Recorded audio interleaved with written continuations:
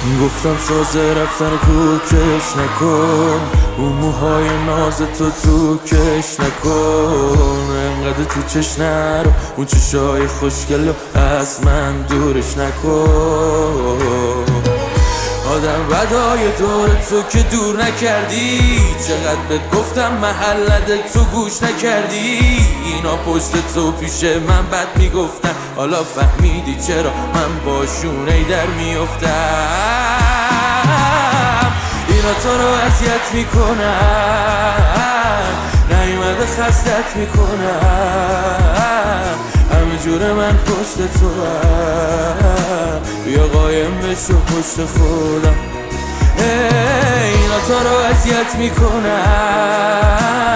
نیومده خستت میکنن، همه جور من پشت تو هم، بیا قایم بشو پشت خودم.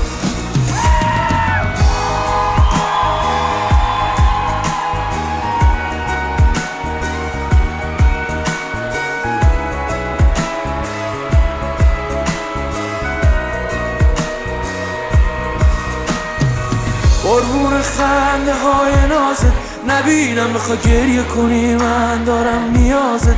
عزیزم میری بیرون من دشتوره میگی، آخه من کلی چشم بد دورت میبینم. اینا تو رو اذیت میکنم،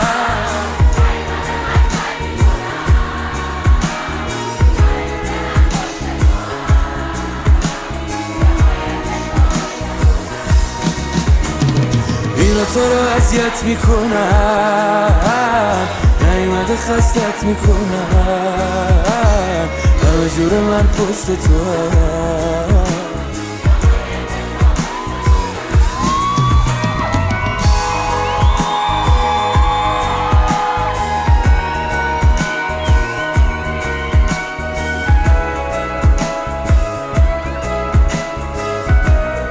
یه بار دیگه بریم. اینا تو رو